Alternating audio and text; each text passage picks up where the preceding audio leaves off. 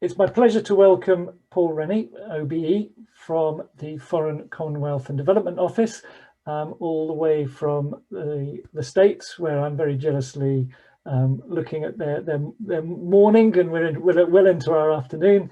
But without further ado, I'm not going to make introductions. Further than that, I will let Paul Rennie take over. So over to you, Paul. Great, thank you very much, Peter, and it's great to be virtually joining so many of you. I'm a very proud graduate of York University myself with an economics degree, so it's lovely to virtually come back, even if I don't get to enjoy the delights of the shambles in person. So as Peter said, my name's Paul Rennie. I'm a British diplomat, and I'm going to talk to you today about what I've rather dramatically called the diplomatic arts, the 7 tools. Now, I suppose the first question everyone comes to is sort of, what is diplomacy? Everybody knows the term, everybody has a sense of roughly what diplomacy is about, but what does diplomacy actually do, I suppose? What is its value add? Is it really an art, as I've described, or am I one Google app away from being replaced by some kind of digital algorithm? And I suspect for many of you, while you've heard about the term diplomacy and diplomats, I may be the first diplomat you've actually virtually met or had a chance to interact with. Now, of course, diplomats are doing diplomacy, and there's been lots of definitions about what is diplomacy over the years. One great one, very famously, is it's the art of letting other people have your way. Someone else suggested diplomacy was a way of saying nice doggy until you could find a rock, although the individual didn't suggest whether the rock was to throw at the doggy or to hide from the doggy, which I suppose is part of the answer of what diplomacy is there to give you. And of course, very famously, Churchill said, diplomacy was the art of telling people to go to hell in such a way that they will ask for directions. Now, personally, from my standpoint, I think there's something very essential about diplomacy that none of these definitions quite capture, and that I don't think diplomacy is a zero-sum game. You look back at so many conflicts in the world, and ultimately diplomacy, to some extent, is always seen about the resolution of conflict. We look back at all these conflicts in the world, and there's sort of an impossible element at the time that a solution could ever have been found. How possibly could York and Lancaster have got along to those who were involved in the War of the Roses in the 1400s? It would have seemed absurd. They could share a common currency and a common time zone and a common sovereign, as York and Lancaster do today. Equally, if you went back to the 1940s and the 1910s, the idea that France and Germany could share something essential about their mutual security outlook would have equally have seemed absurd. And I'm pretty sure if you look at many of our conflicts and challenges today, scroll forward 100 to 200 years, the people will be making friendships and collaborations that would have seemed impossible to those of us living through the times at the moment. And for me, that speaks to the heart of what diplomacy is about, that there is generally a way, there is something common about how people want to come together. And for my mind, diplomacy is perhaps the art of persuading people that rather than chopping down the apple tree to give us half each, we should find a way to work together to share the harvest. And to my mind, diplomacy probably matters more now on a planet that is more conflicted, a planet that's more crowded, and a planet that's more climate affected than it probably ever has been in the history of humanity. And that in a way comes back to touching on my economics background. For me, economics, put simply, is how you allocate scarce resources. And I think in the modern world, we're discovering that more and more of our precious resources are scarcer than we thought possible and are harder to allocate than we had probably imagined. And to some extent, I'm always nervous about talking in terms of things being historically unique. You know, so many of our forebearers in the past have faced situations that are not dissimilar to ours, perhaps in many respects. But I think there are certain elements that are genuinely different about the age in which we're living in today. Communities in the past have often used conflict to resolve their situations and gone on to live happily ever after. But in the modern world, the weapons of conflict are perhaps more destructive, or are more destructive than they have ever been before. And at the same time, the individuals, and in some cases literally individuals who can access them, come in far smaller groups than they have before. Equally, communities have run out of resources before. But by and large, when they've run out of resources or their environment has changed, they've just moved on to a different part of pasture land to work in that instead. And unless Elon Musk is going to get busy with his trip to Mars anytime soon, we don't really have the option on this planet to just move on to a different pasture. And equally, communities have been connected before, but I would suggest that really not since the kind of medieval days or even before of small villages in the single town square have we ever been quite so connected as we are today. And information certainly has not flowed around the world as quickly as it has before. I mean, right now, put simply, I am speaking to you from Washington, DC to an audience which appears to be predominantly in the UK. That wouldn't have been possible even 20 or 30 years ago to this extent, never mind 300. And to give you a sense of how quickly that change comes in the modern world, it took us almost 90,000 years of human history to invent the wheel. It took us less than 70 years to go from first flight to the first person on the moon. And as somebody described it, that age of rapidly accelerating change is not diminishing. And I think this then is where diplomacy comes in, and where diplomacy plays that role. It's somehow to smooth the road, to persuade people that they have a vested interest in not cutting down the proverbial apple tree, nor letting that apple tree die because of drought, nor, frankly, everybody starving to death because somebody on social media persuaded you that all the apples on the tree were really poisonous and you should stay away at all costs.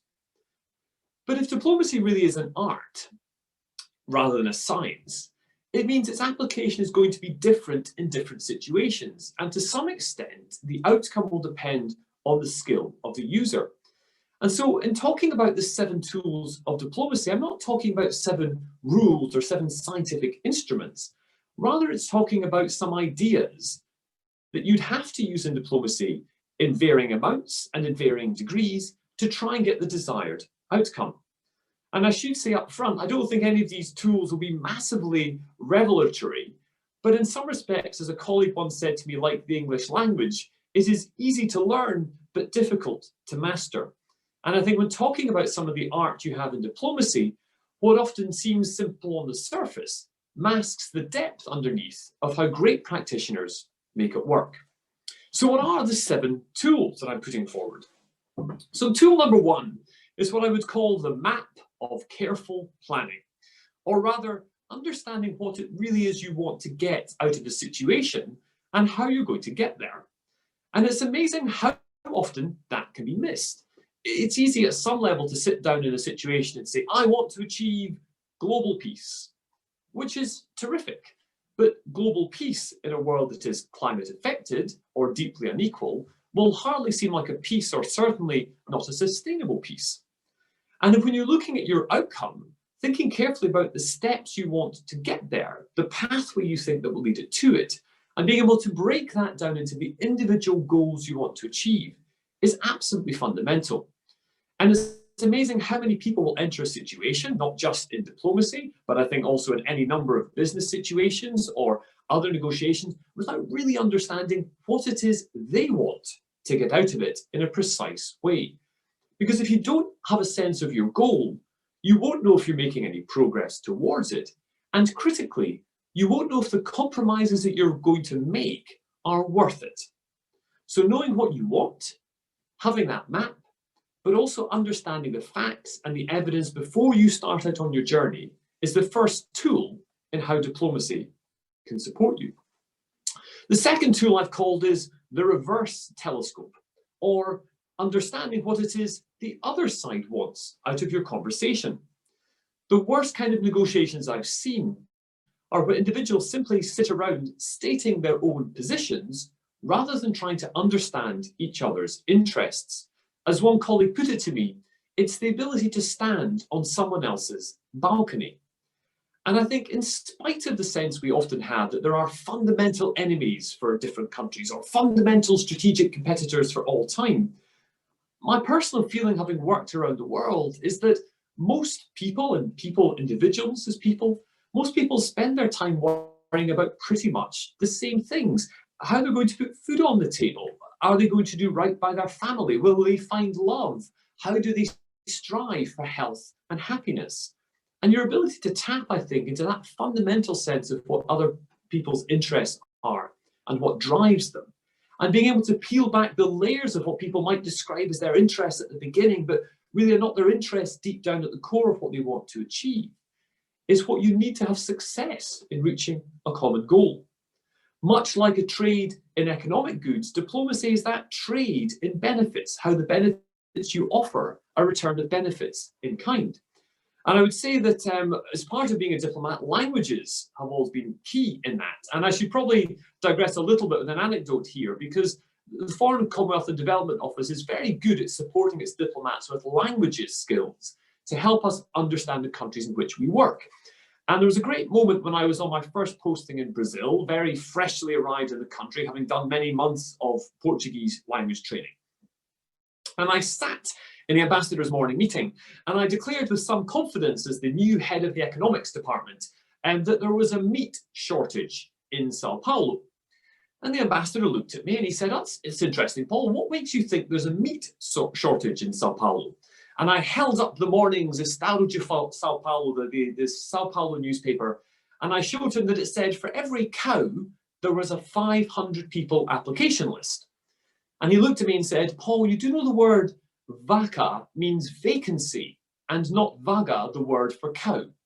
And it was my realization then that I'd misunderstood the word for vacancy and the word for cow made all the difference to Sao Paulo's population, who in actual fact had a jobs crisis and not a meat crisis. But it's these small details that get you in the language and how you make it work.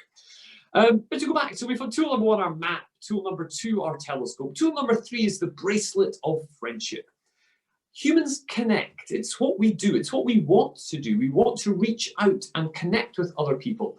And no matter how big your stick or how deep your wallet, alliances matter. Friendships matters.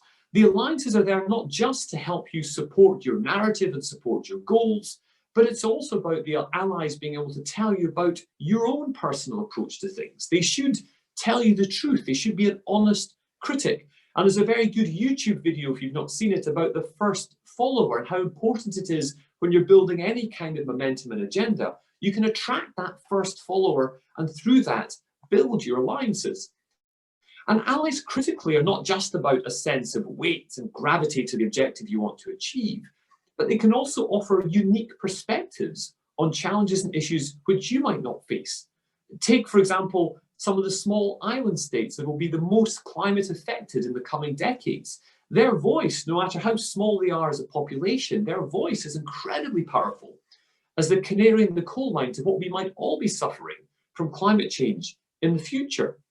And so hence building friendships and building alliances in diplomacy is a fundamental tool, because sometimes it's not always about negotiating with an adversary.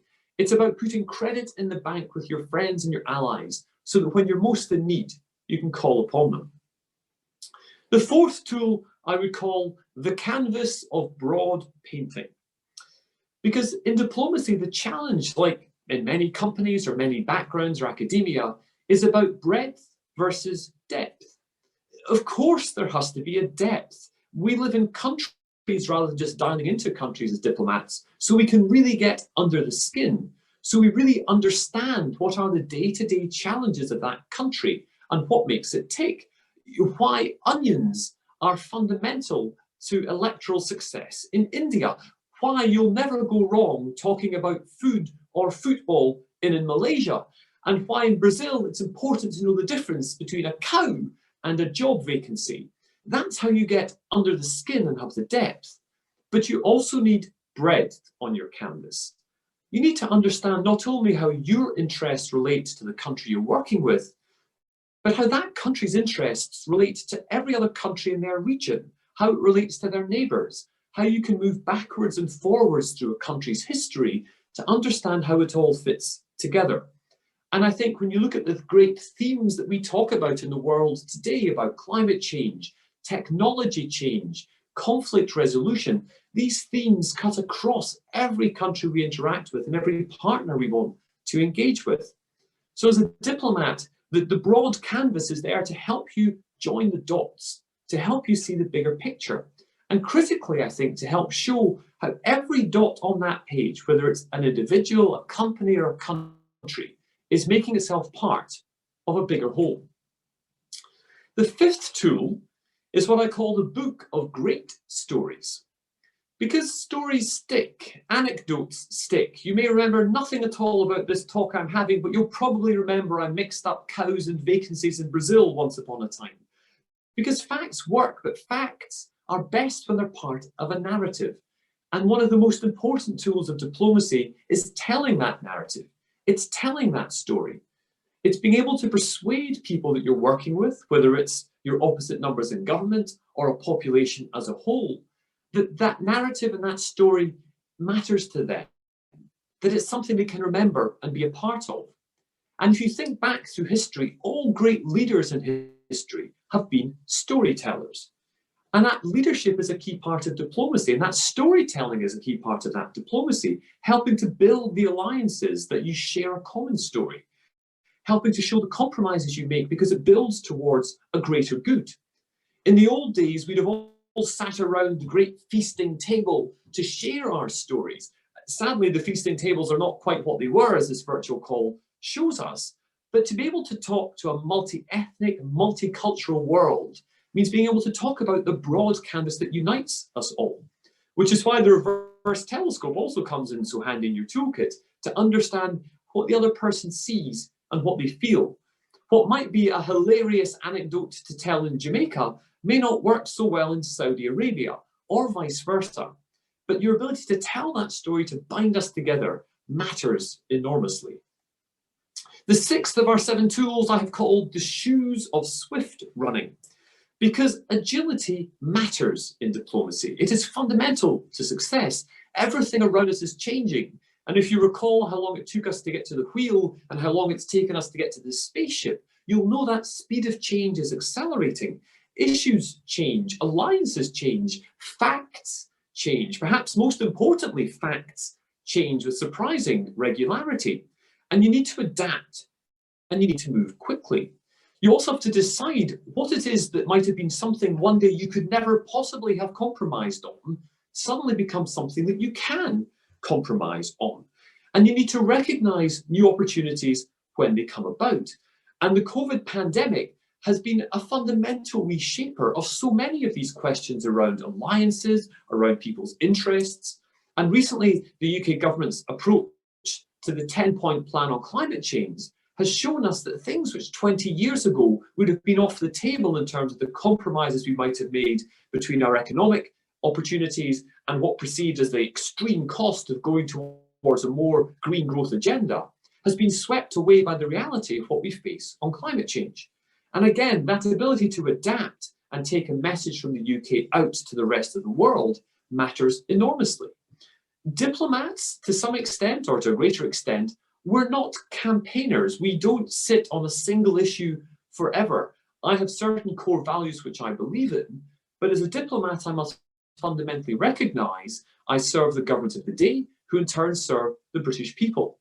And as views change, they'll expect me as a diplomat to adjust what views I have to take out to the rest of the world. So that agility matters, and so do your shoes of swift running to move from one to the other. And the final tool I would offer to you is very simply a mirror.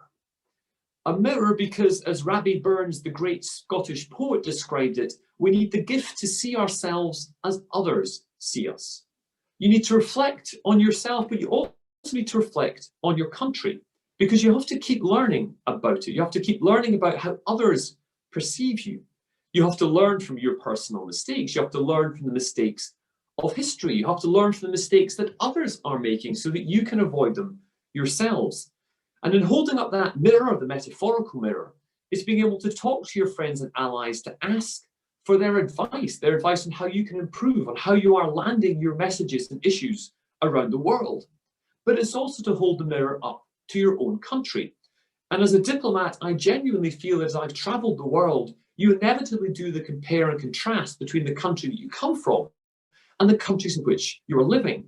And part of diplomacy is being able to take those messages back to your host, to the UK government, and say, well, I've learned great things in America or in Malaysia or Brazil or India, and here's how I think we can apply them to the benefit of the UK and the benefit of the UK population. Or equally to be able to say to people that we've moved on. We see in the world that the world is shifting more to the front or more to the back or more east or more west. How do we as a country respond to that? And hence that mirror is fundamental to look at yourself and understand what you are achieving. So I've given you the 7 tools of diplomacy, the map of careful planning, the reverse telescope, the bracelet of friendship, the canvas of broad painting, the book of great stories, the shoes of swift running, and a mirror. If I had any more, I'd probably be writing my own Harry Potter novel.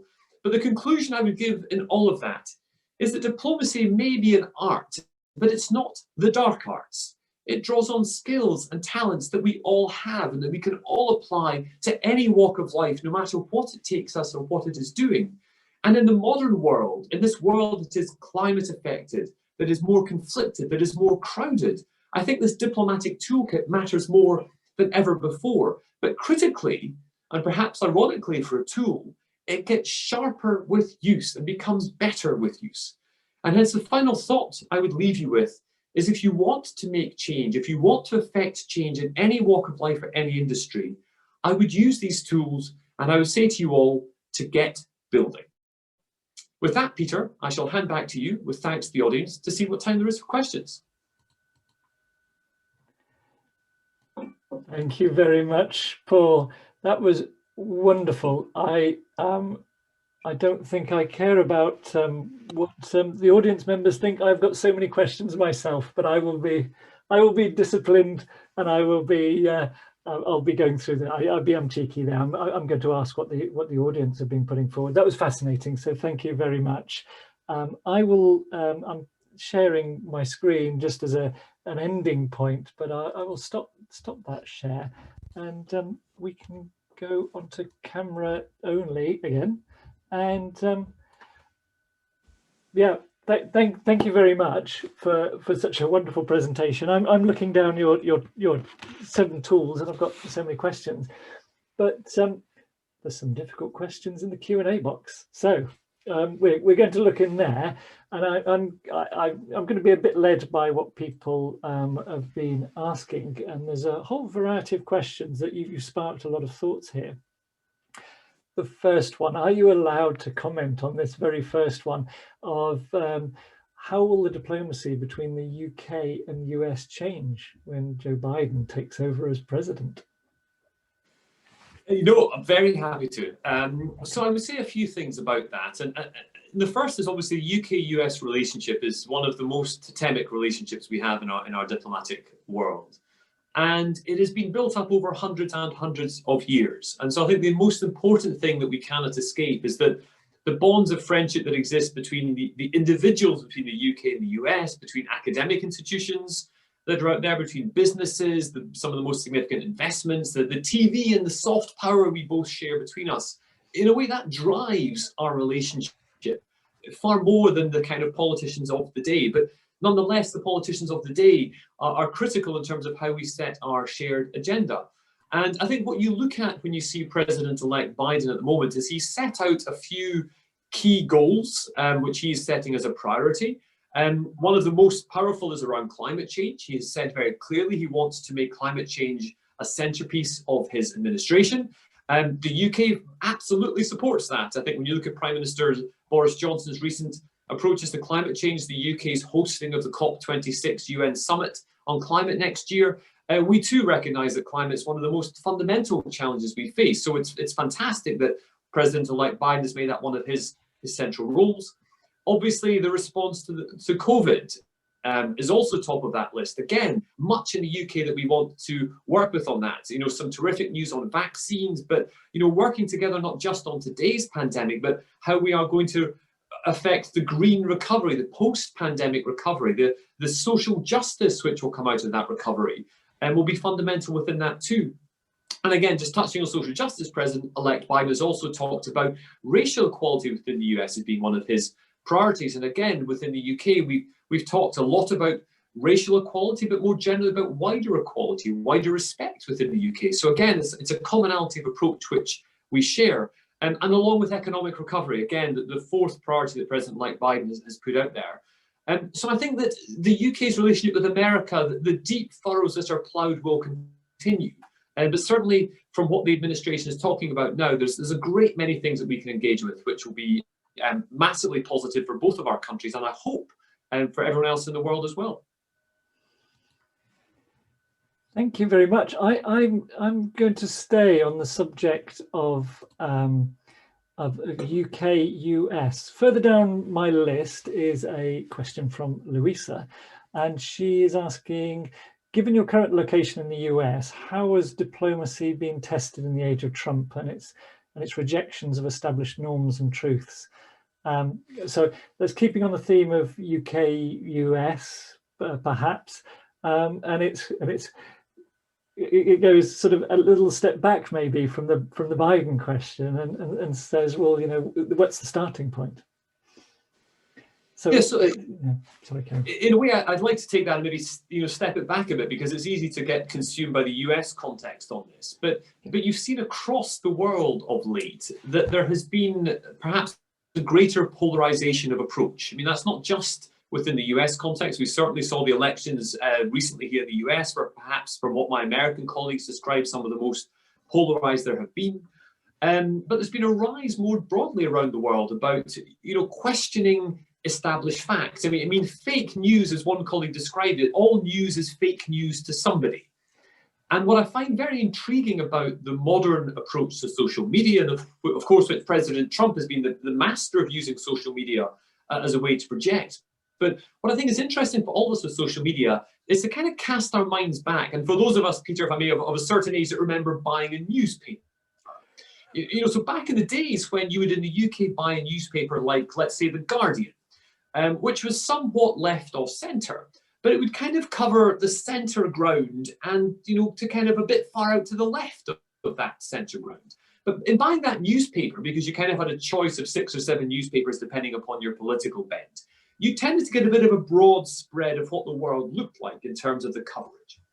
But in the world of social media and people's ability to set up their own personal Twitter feed or their own personal Google News feed or certain articles, it effectively means that if you are a sort of a cat-hating, dog-loving petrol head, then you can fill your inbox with stories about how brilliant cats are, how terrible dogs are, and why the V8 engine's the best thing ever. And critically, you will probably find several dozen other people who are following the same exact set of things that you're interested in, massively reinforcing your views that dogs are the worst and cats are brilliant. And then into that comes the social media companies who, because they'll know what you're watching, will send you very targeted adverts of cats driving V8 cars. And you'll be like, but surely if Google sends me this advert, it must be what everyone in the world likes and what everyone in the world thinks. And I think that's our challenge just now with diplomacy across the board, is that people are narrowing and narrowing and narrowing their information sets to things which only they believe are true, and by default, everything else must be false. And the challenge I would give to everyone who's listening or watching today is, when was the last time you read an article which you knew from the title you would disagree with? Because most of us will look at an article online and say, I disagree with that article because from the title I know I'll disagree with it. And therefore you never read it. And I would say in my role, I make a deliberate point every day of reading about half a dozen news sites of a range of left, right, middles, ups and downs. And I generally feel very angry reading all of them because they often take me to different extremes. But I think that is a kind of long way of answering the question, which is, for any country right now, for any country which has particular challenges and particular divisions, how are you using the reverse telescope to stand on the other person's balcony, to mix my metaphors horribly, but how are you using that reverse telescope to see where the other people are coming from? Because the common ground that exists, I think, exists for all of us, but it sometimes gets lost in the rhetoric. I have so many questions, and you've mentioned a couple of things, so I'm going to try. I'm not necessarily going to follow the exact order of the popularity of the questions. I'm going to pick up on your green, your environmental point, And there's a question lower down in the list from an anonymous attendee. You mentioned about the environment, and there's a question on, do you think the green recovery is a core goal of the government's foreign policy as we recover from the pandemic? And if I can just maybe add a bit onto that question about the green recovery as UK's policy, you talked about connections and relationships, and you mentioned about the US and Biden. So I'll go back to the original question, is what do you think of the green recovery being, do you think the green recovery is a core part of the UK government's recovery? And then we'll get on to COVID. I mean, the short answer is yes, unequivocally yes. And to be honest, having spent 20 years plus working with the diplomatic service, I would not have said it was unequivocally yes for all of my time in the Foreign Service, even though we've talked about it a lot over the many years in the Foreign Service. I think now the recognition, the realization has dawned that this is not something that can be avoided anymore. But I think more importantly, we realize we have more tools at our disposal than ever before to make it work. You know, so 30 years ago, talking about eliminating carbon-fueled vehicles would have seemed absurd. What would we have done? Driven around the world in Citroen Sinclair cars, which is like the first attempt, as some of you remember, to electric cars. But today, with what Tesla's achieving with the acceleration in battery technology, it's completely conceivable that we can build a carbon-free transport system within the UK. It's equally conceivable that we move towards a higher percentage of wind and renewable energy generation in our mix than we've ever had to do before. And it's been quite striking when you look at what one colleague described as the S-curve. You know, there was a wonderful article in The Economist that I read many years ago about peak oil, because people for years have talked about peak oil. And this the title of The Economist basically was, "The Stone Age didn't end because we ran out of stones." And to the same extent, the oil age is not coming to an end, nor has the coal age coming to an end because we're running out of coal or running out of oil. People are making the switch because of pure economics. And I think the government is deeply committed to the green recovery, because in a way, when you shut down the world to tackle COVID and you have to rebuild it again, you make from kind. And take aviation. The aviation industry, one of the most badly affected, has basically, like British Airways, retired its entire fleet of 747s. Now, these were for those airline companies the economically least efficient, the most polluting four-engine planes, but they've retired the entire fleet. Now, would British Airways have made that decision in normal times? Probably not. They would just have kind of run them to the end. But in the world of COVID, they have the opportunity to say, well, let's just shut that down. And when passenger volume returns, let us build back with the latest generation of clean fuel planes with better engine efficiency and better passenger opportunities. Now, again, as a UK economy as a whole, we can make those choices. You look at Amazon. Amazon has just invested in a fleet of 10,000 new electric vehicles. Now, that's within the US. Now, obviously, Amazon's responding to the fact that people are buying more online than ever before, but Amazon could have made the choice to buy 10,000 new diesel vehicles, but it didn't. It bought 10,000 new electric vehicles because that is the growth, the green growth it wants to promote and pioneer. So a long answer, Peter, but I can say genuinely hand on heart, which is not always the case. I would suggest with every piece of government policy I'm sent out to support, that hand on heart, that from top to bottom in the British government, this is the top priority. And it's one of our top priorities across the globe. I've got a question about that hand on heart in a bit coming up, but before we get there, I want to ask you about COVID, and then I want to ask you about the role of and the traits of being a diplomat. So there's a question at the very, very top of the list.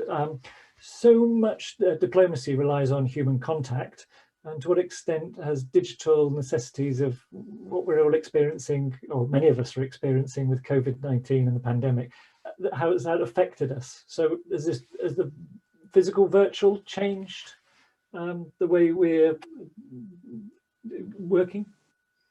Yes, no. So diplomacy is a contact sport. But what I'm going to do, Peter, is I'm going to tell you and your audience a joke. It's a joke I heard many years ago, but it's an apocryphal joke. And it's a joke about two campers in the forest. And they hear a rustling in the bushes, and they jump up in the middle of the night, and one of them sees a bear coming towards them from the clearing. And the first camper turns to their colleague and says, "Quick, a bear's coming. We've got to get out of here before it eats us." and they look back to see their friend is putting on their running shoes. And the first person says, what are you doing putting on your running shoes? You can't outrun a bear. And the colleagues, the partner says, I don't have to outrun the bear, I've just got to outrun you. Now, why is that kind of an apocryphal tale for the world we live in? Is that, of course, diplomacy is better when we meet face to face, but we're all facing the same challenge. So to some extent, the question is not, am I doing worse than I was in pre-COVID times to reach out and connect, interact with people? The question is, am I doing better than anybody else? Because diplomacy, to some extent, especially for the British government, is about competing. I mean, I'm competing every day, not just with other governments, but I'm competing for people's attention with Amazon, with Netflix, with surfing through your Twitter feed. I mean, these are all the things that take attention away from the issues I want to talk about, like climate change or the technology revolution or how we're dealing with COVID. And I think what we're doing with the current world is testing new ways to reach out and to connect with people. There are massive, massive downsides. The downsides are legion. I don't need to rehearse them. I suspect many of the people who are watching right now have had to work from home for an extended period of time or not meet with families and friends. The upsides are not so much upsides, but it's opening different tools to us we've never have used before. So my presenting to you virtually from Washington is the only way I can do this. I would not have flown back from Washington, much as I love York University, to have done this in person for a couple of hours. But doing it virtually now will probably feel a lot more normal to many of you who are listening in than it would have done 8 months ago. And it will feel less like a second choice option than it would have done 8 months ago. Now, hopefully some of that will stay, and it will allow us to participate in more engagements with more people than we would have done in the past in a way that feels more natural. So 3 weeks ago, I'm part of something called Speakers for Schools, which is reaching out to different schools to talk to them who may not otherwise have had a chance to interact with people like me or as diplomats. And the school in the north of England I was speaking to was done virtually. Before I would have gone to the school in person, but now that I'm in Washington, I would have had no chance to continue the Speakers for Schools activities without this digital space. And that digital space has become a bit more normal. So to answer your question, Peter, the first is, it's the bear and the campers version of how do we get ahead of the competition rather than getting ahead in compared to the old days. But secondly, how can we make this more usable as a tool to connect more of us as time goes forward, hopefully when we get through this kind of very unusual part of our lives. And maybe a little add-on to that question. I've just seen something in the chat, but if you can make sure that the questions are in the Q&A so everyone can see them. But there was a question in the chat that I think reflects, or is it related to that, about body movement, that you can't see me fiddling with my fingers or my feet sort of wiggling around or anything like that. You can't read everyone's body language completely. And is that hampered, or is that it doesn't matter if you've got the trainers, it's just who can run the fastest? Is it just a relative thing? It feels like that's the newsreader point, is am I really wearing Bermuda shorts from the waist down right now? Well, there's a typical thing around the levels of what you perceive from somebody. So the sort of 5% is what they say, and 20% is how they say it, and 80% is how they look when they're saying it. I've probably got my percentages all wrong there, but that's the kind of sense of what you get. Now, again, people are now more relaxed and more used to having video calls than they have been before. And that's relevant for me because in my previous job in London, I was the director of our transformational change program, so the global change program for the Foreign and Development Commonwealth Office, and how we work as diplomats across the world. And I was doing some of that from Brussels for a job that was in London. So pre-pandemic, I was one of the few people that was kind of used to using Teams and Zoom calls because that's how I interact with people. But most other colleagues wanted to do it over the phone because they're like, oh, we'll just call each other on the phone. And now with this video technology, you're able to actually see people's reactions. I mean, I can see yours at least, Peter. I can't see the rest of the colleagues around there, but hopefully they can see me, and my arms will occasionally flick in and out of screen, hopefully to give a bit of energy to the conversation. But what you do miss, I think, are what we'd call the sidebars. In negotiations, most of the work is done out of the chair. In the chair you sit and you often read your prepared statements and listen to other prepared statements. But when you all stand up and grab a coffee or grab a snack, is when you say, well, did you really mean that? Or is not really a space to shift a bit more to the left or a bit more to the right? And we all know that now as people talk about the virtual Christmas party. I mean, the virtual Christmas party is great if there are 10 of you want to listen to one person like this, but it's terrible to break away in a group of two or three and talk about the travails of your football club or what's happening in Coronation Street's latest episodes kind of thing. And I think that is the challenge we face as diplomats, is trying to make those, the micro connections, as I talked, the broad canvas is made up of many small dots. And I think the challenge just now is getting down into the detail of those dots to help build up the bigger picture. Thank you. Thank you. We have got so many questions, I'm not going to get through them all, but I'm going to ask about the characteristics of a diplomat and their values, and a bit of career questions as well built into that. Mark is asking, would a good diplomat make a good business leader? And just as a warning, and I'm going to be naughty, if you don't answer that, I'm going to twist it around to say, would a good business leader make a good diplomat? So is it a good diplomat? Would they make a good business leader? No, I think the answer is yes. Again, I work in a particular slice of the world which is very international. So the people I work with are international academics. I see a lot, international business leaders. You see a lot, international NGOs and international activists. You see a lot. And I think that the toolkit I described could be applied to almost anything. You know, if you are a business leader setting out on a journey, you need to understand your map. You know, the map of where you're trying to get to is fundamental in business. What is your objective in business? What is it you want to achieve this year in business? Your other side of the telescope is partly about your suppliers. It's partly about your supplier base. It's also about your customer. What does your customer want? What is the product? What is the solution you're offering to the customer through your product? Friendships and alliances, fundamental in business. You know, how are you working together to collaborate? That your supply chain is not just seen as the bit you squeeze the most. The supply chain is part of how you work together as a partnership to bring something out to the end. The broad canvas. People talk a lot about creativity. The word I've kind of come to use of late is combinativity. You know, how you're combining different things to make something new. I mean, Uber was not new. People had taxis before, and people had online connections before. What Uber used was combinativity to bring together two different elements to make something new. And again, in business, that broad canvas, that joining the dots is absolutely fundamental to how you bring out an idea to the customer. And I think the same is also true when it comes to the questions of holding a mirror up to yourself. And I think when I talk about holding up the mirror, the feedback, the self-awareness, as a leader, as a manager of people, that's also fundamentally about how you connect with your organization. And as a diplomat leading an organization, I mean, when I was working in London, we have more than 15,000 staff in 190 posts in 160 plus countries. I mean, we are kind of almost everywhere, you know, from massive juggernauts like our Washington embassy or Beijing or New Delhi to places where it is literally a one-person band with a laptop. And that is an organization of extremes to some extent.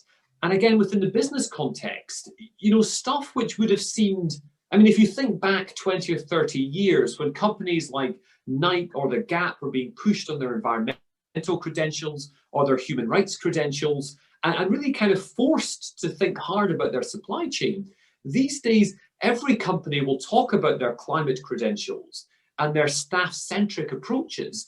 Not, I mean, you can argue it's because it's the right thing to do, it's good for business, but they know if they don't talk about those, they will not attract good customers and will not attract the good talent. And I think for those who are in the management school of business, those at the very best of their field could be politicians, business leaders, diplomats, activists. It's as much about the mindset of how you approach a problem, I think, as it is the industry in which you operate. Great, and I want to get on to your profession and perhaps even your career. There's a couple of questions, and I'm going to combine them. Somebody's asking what would be the top tip for somebody wanting to pursue a career in your Foreign Commonwealth and Development Office, but also how did you get into it? So, what's the sort of top tip for somebody to get into, you know, wanting to pursue it, and how did you get there? So I couldn't have told you when I arrived at York to begin my master's program what a diplomat was, or even what the Foreign Office was. I mean, the extent of my understanding of diplomacy was having watched, I think, Lethal Weapon 2, where at the end there's again a whole fight with a diplomat who says, "I've got diplomatic immunity," and that was it. And I say that not to kind of belittle the organisation I work for, but that it has a mystique around it that somehow pushes people away, or somehow people don't think to apply for it through ignorance primarily. And I mean, I didn't go to Oxford or Cambridge, and I am the son of a taxi driver and an engineer from a sort of mining village in the outskirts of Edinburgh in Scotland. You know, I had never met a diplomat in my life, frankly, until I applied to join the Foreign Office. And I sort of applied a bit by accident, if I'm honest. The reason it came to me was I was working with, when I was doing my master's program at York, there was a lot of people from the Government Economic Service, which is the government's economic wing, who do sponsored master's programs at York University, because to plug it, it's one of the best economics programs you can get out there. Through talking to them, I ended up applying literally for an advert in a newspaper that was to come and work for the government as an economist, 2 years in London and 3 years overseas. And the advert was actually phoned into me by a friend and left on my voicemail back in the days before internets and all the rest of it. And so I kind of phoned up for an application pack. And the application pack came through very anonymous. You know, it was not that they were hiding anything, it was just a standard government application pack. And I filled in this thing and sent it away. And I actually joined as the first of a new cadre of diplomatic service economists. So the Foreign Office had recognised after the East Asian financial crisis that it had to have more expertise on economics. But the economists had to be diplomats as well. So they started this scheme, which meant I had to pass all the exams to be a government economist and then still pass all the exams to be a diplomat. So I basically went through like 4 rounds of applications processes. And it was only on the 3rd of those rounds that I finally figured out I was applying to the Foreign Office to be this kind of mythical person in 2 years in London and 3 years overseas, because there was a lot of international economics around in government. I didn't know it was the Foreign Office specifically. And so I kind of joined by accident. And for me, that's been very important because it's always given me a sense of perspective. I am deeply, deeply, deeply proud to work for the Foreign, Commonwealth and Development Office. But I've also worked for like departments. I worked for the development DFID before it was merged and combined with us into a new ministry recently. I worked for the Cabinet Office with Number 10 and with the Sir Humphrey of this world, Sir Gus O'Donnell at the time. And I would say to people out there that the diversity of talent is our strength. There are a great many foreign services out there that require you to have done international relations or have done law or things like that. But when I joined, we were a cohort with people who've done geography and history and anatomy and biology, as well as people like me doing economics and English and languages. And that was wonderful.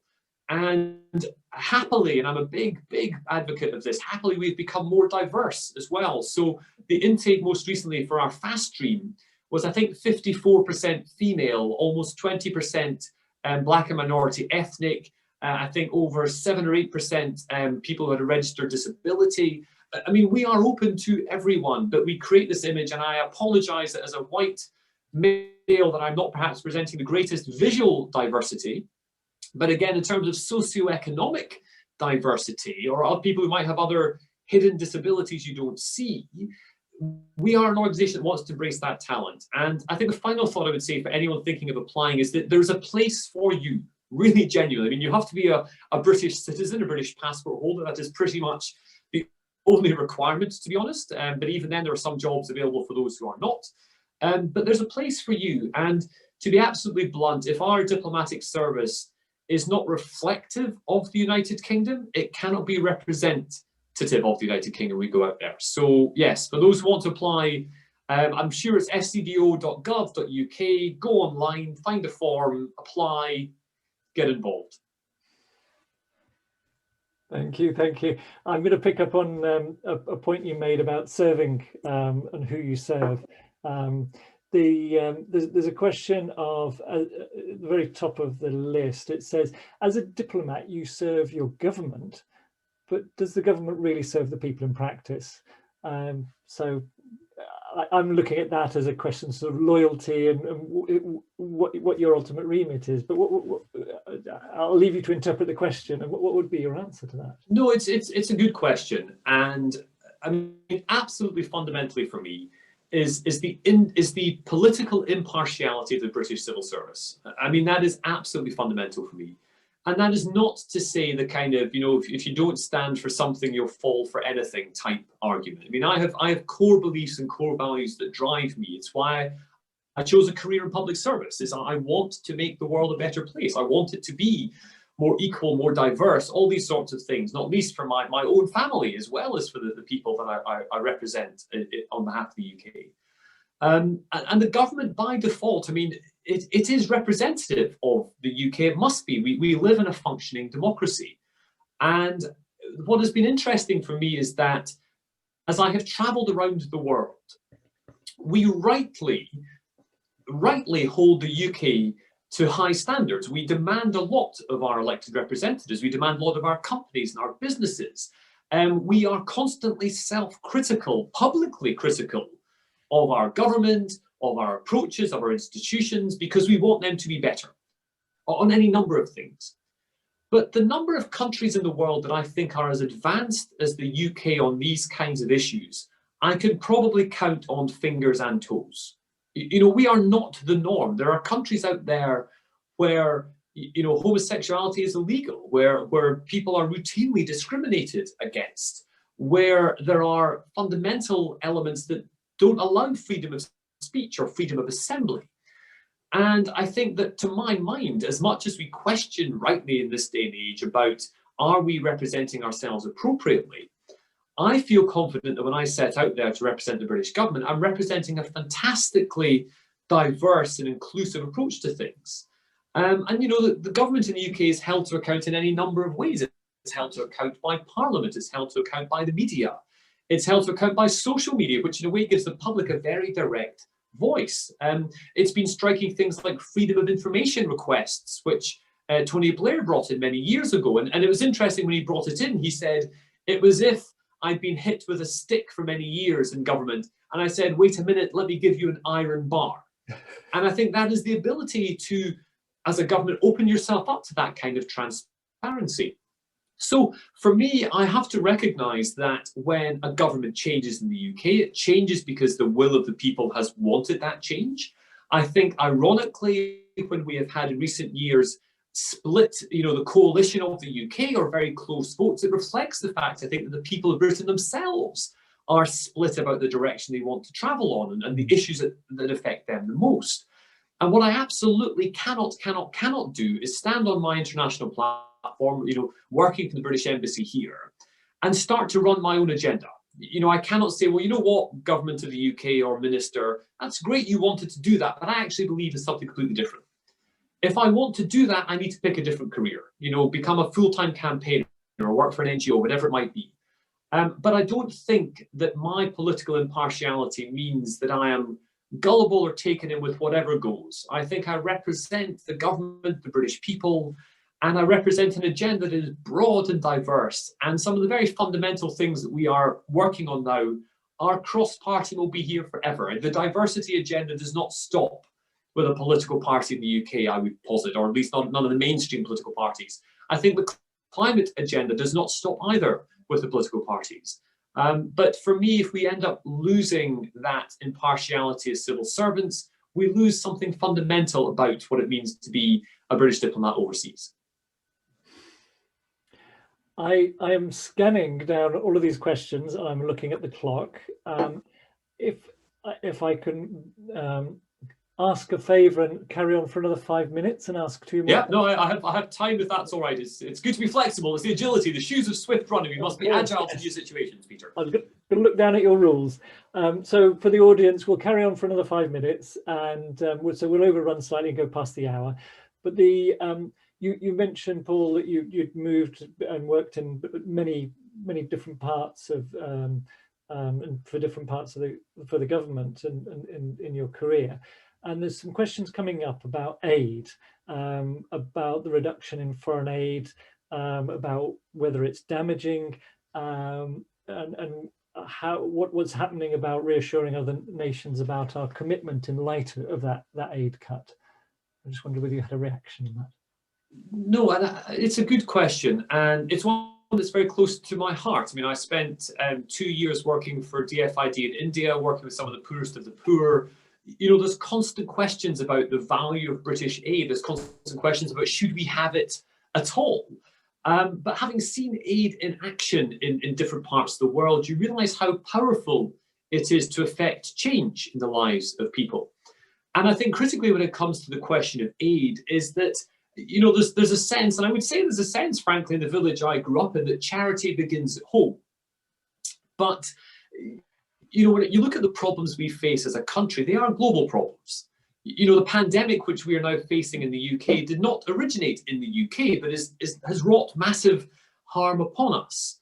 And some of the challenges to do with migration flows across Europe are to do with economic disadvantage or economic cliffs that exist in other parts of the world.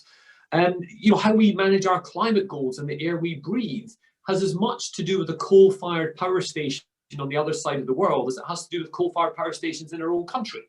And aid helps. Aid helps to take people to a different place in that technology journey. And critically, you know, for me, ending poverty and the value of aid to help end poverty is about lifting everybody's wealth. And even if you're a hard-headed Keynesian or a kind of charity begins at home, it's like, well, let's help make richer customers for all the things that the UK has to offer, if nothing else. I mean, look at it from pure self-interest, if you must. And I'm very proud that the UK aid budget was cemented at 0.7% of GDP. And I mean, it's a great sadness, and I think there's nobody within the British government is not disappointed that for a temporary period of time we have to adjust our aid budget, and that reflects the economic situation that we are in. But I don't think that in any way means that the UK is retreating from our aid commitments. They will be back, I have no doubt about that. I think that the aid target is a cross-party issue that everybody is committed to. I think it also comes down to aid effectiveness. You know, like most things, we will find greater efficiency to have greater impact with what we have. And I think there's no doubt the UK will continue to press other countries around the world to lift their aid budgets. I mean, again, we shouldn't lose sight of the fact that the UK is amongst the very small handful of countries that has even this level of aid, let alone the 0.7% we've had for many, many years. So yes, I think it's a thing that we must continue to champion. And again, this kind of the big book of stories I've described, it is about as much as anything the narrative that we tell to the people of the UK as to why that aid money is well spent in their interests, rather than being perceived as money that is given away overseas for other people's interests. Thank you so much for your time, Paul. If I can just squeeze one more quick question in, and I know you said that if we're recording this and if you're allowing us to let this out, then you might want to trim this last bit, because it's a personal question of, it's right at the top of the list here. Who is the diplomat or leader you would look up to or turn to for advice? That's your last question. You know, I'm going to answer in an odd way, which might be my 10-year-old daughter. Ooh. And I say that not because everyone's going to go, oh my, you know, their kids are always the best, but she's 10 years old. And, you know, as much to come back to the very first tool of diplomacy, which is the map of where we're trying to get to. You know, my daughter is going to inherit all of the problems I don't fix. And whenever we talk about the challenges we face in the world today, and we think about, you know, well, by 2050 or by 2060 or by 2070, all these vastly faraway numbers are the things that any of you that have children, you know, at school right now, they will live through that. They will live through that problem. Your grandchildren will live through that problem. You know, the prospects of 1 billion people on the move as migrants before the end of this millennium will be lived through by my daughter, probably, touch wood. And so I think if I look to somebody for advice, I look to her to say, well, what is it we should be doing? And I think there is something pure about when I've spoken to groups of children at schools and other conversations about, they're like, well, why can't you just fix it? And that's a challenge. I mean, there's a wonderful Calvin and Hobbes sketch where, for those of you who like comic books, Calvin and Hobbes is a strip between a boy and his tiger that he talks to. And they're talking about knowledge. And Calvin, the young boy, says to the tiger, he said, I'm not going to take on any knowledge, because the more knowledge you have, the more the world looks like it's shades of grey. I'm a man of action. I want it to be black and white. And I think the younger you are, it is black and white. And the older you get, the more it's shades of grey. And there are a great many people I could list. You know, my ambassador here just now, the first female ambassador to the United States, is an outstanding example of people who have moved through broken ceilings. There are world leaders I've worked with and met personally who I admire in any number of different ways. But I would say, if I could pick the one voice that I would use to guide me, it'd be the voice of my daughter. Now, I hope that's not ducking the question too much, Peter, but I think it's probably the most honest approach to how I would set my map and my compass I can give. Thank you, Paul. If I was going to guess at where you were going to go, I wouldn't have guessed there. But I like to surprise Peter. It keeps people on their toes. But that is absolutely fantastic. Paul Rennie, OBE from the Foreign Commonwealth and Development Office. Thank you so much for your time here today. Thank you very much, Peter. Thank you to everyone who's joined us, and I look forward to having more conversations in the future.